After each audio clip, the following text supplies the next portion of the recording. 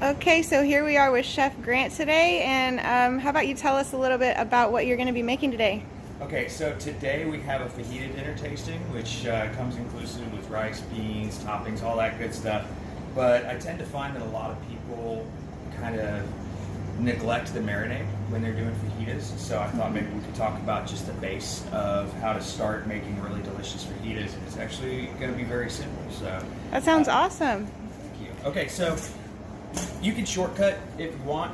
We here at 360 Catering and Events do not shortcut anything, so we are from scratch everything. So I see all the ingredients you have here. Yes, yes.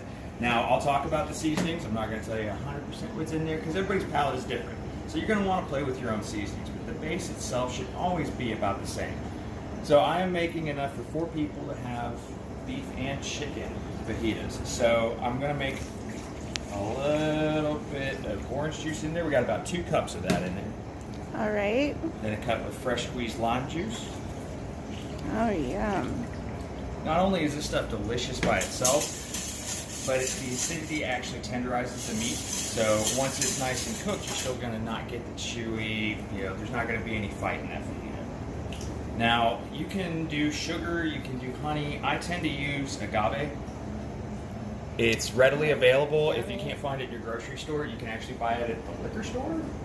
It's always a fun place to go shopping. You never know, you might find something else you want. So, Awesome. for 3 cups, I'm going to use about 3 tablespoons. And you can always taste and adjust as you like. Like I said, everybody's palate is different. But essentially, when you're done, it's going to look like dark orange juice. So this is the base for the marinade. That's all you need. We don't want to overcomplicate anything. We want to keep it as simple as possible. Now for your meat, for the beef fajitas, I tend to want to use sirloin. That looks beautiful. I have used chuck roast and things to that nature, but I find they need to be cooked a little longer. And if you're going to do really, really nice beef fajitas, you almost want to cook them to medium. And then they'll cook up a little bit before you cut them. So essentially, you just want to lay them flat in a fairly shallow pan. Take some of your marinade and just pour it in there. Just douse it. Make sure you get it kind of covered. It doesn't have to be all the way to the top because we're going to be adding our seasoning. Now, like I said about the seasoning, everybody's going to be different. So I'll just tell you the basic idea. I do my garlic beef a little bit differently than I do the fajita chicken. I do heavy garlic on this to accentuate all the lime and the citrus in there. Plus garlic beef, delicious. So essentially I've got cumin, salt, pepper, lemon pepper in here, a little bit of my special fajita seasoning that I make in-house, and then granulated garlic. Go granulated, not powder when you're doing something like this. It's a little more surface area. And once it hits that heat, you're not going to have to worry about it. Plus, it's in the liquid, so the dryness of the granulated will not bother you at all. So you're just going to pour that on there. So, as you can see, as I artistically cover my meat here, it is not something that requires a lot of skill. Now, most people tend to season the meat separately. I like to get a lot of that seasoning in the marinade. I find that gives it time to just kind of absorb in there. You don't have to mix it well because it will kind of mix itself after time. Just make sure it's in the liquid and on the beef. So this one's done. I'm going to wrap that with plastic wrap in just a moment. Put in my walk-in. Okay, so these are just going to get wrapped with plastic wrap and put in the fridge for an hour. Alrighty. All right, Chef Grant, so what are we going to be doing now? Okay, so while the meats are marinating, I'm going to go ahead and prep the vegetables. Now, once again, a lot of people kind of neglect the veggies. Everybody thinks, okay, if you cut it, saute it in a pan, maybe a little oil. That's all you really need to do. I'll tell you, there's nothing like getting a nice little char on the edge of this, seasoning the vegetables too to actually accent everything. Now, typically, there's always going to be times when, people are purists. Lots of people don't like vegetables. I find they don't like joy. So I'm going to go ahead and add the veggies on ours, and that way it can be something that they can add if they like, or not if they don't. And now, so how do you cut these bell peppers here? Okay, I'll show you. Now, you'll notice I didn't cut all the way through. You want to leave a little bit of this core right here, and I'll show you why. When you actually cut, most people tend to just try and slice down the side, cut the core out. I'll tell you what, turn that sucker on its side. Oh wow. Life hack. All the seeds looks are already beautiful. out. Essentially, you can pop this into the exact size that you want for your fajitas very easily. Nice. It's all taken care of. It's 2 steps and you're ready to go.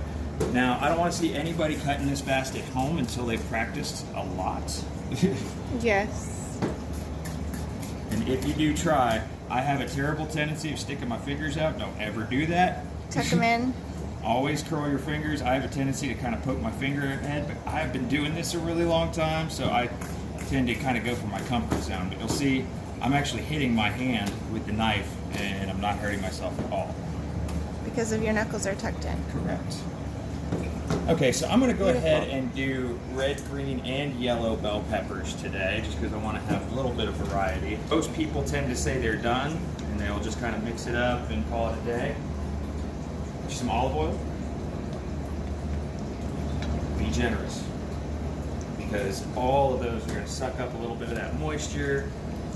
Plus, I am going to be putting these on flat top, which means they're going to have a lot of heat really fast. I'm going to kind of char and caramelize a little bit of the edges, bring out some of the sweetness and some of the other flavors. And as long as you get it evenly distributed, the oil will keep it from burning too badly in any one spot. Now, all this is my fajita blend.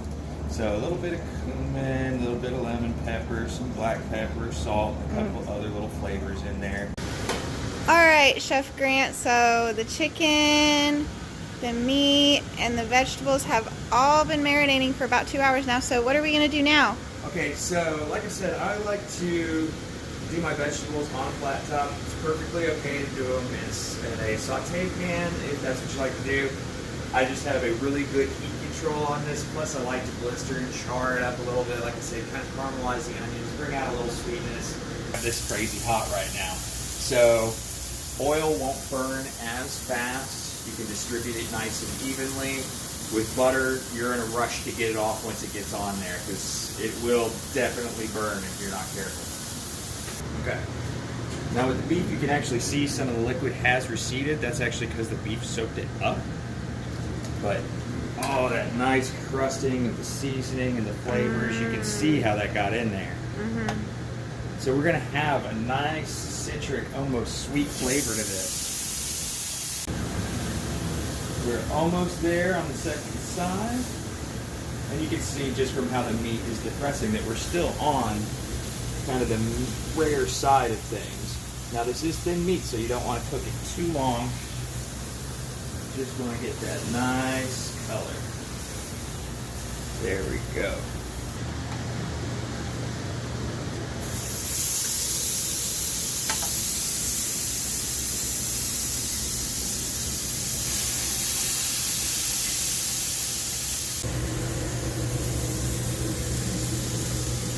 Got the steak fajita out of the oven. We went ahead and put the chicken in after flipping it a couple of times. I only got the internal temp up to about 80 degrees. It's quite all right.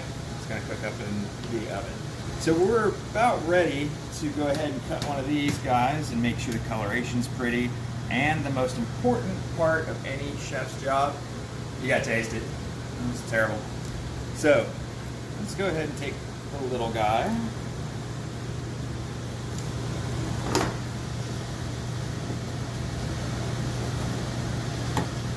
Look, coloration is beautiful. It's a little bit more than medium, but that's all right. You can still kind of see that has pink hues to it.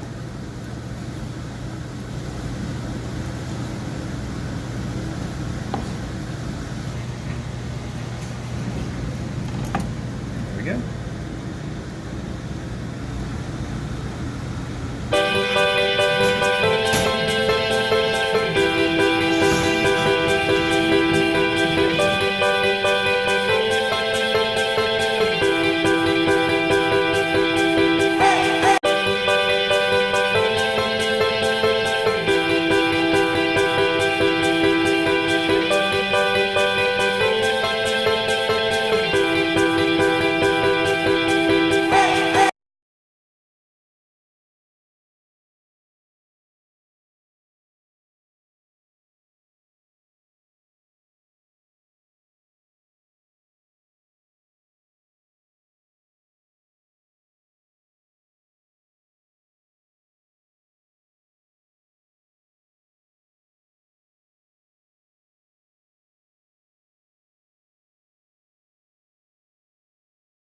Hey guys, Cody Hickman here with 360 Catering and Events in Fort Worth, Texas. I hope all these videos have been very useful for you. We enjoy doing them for you.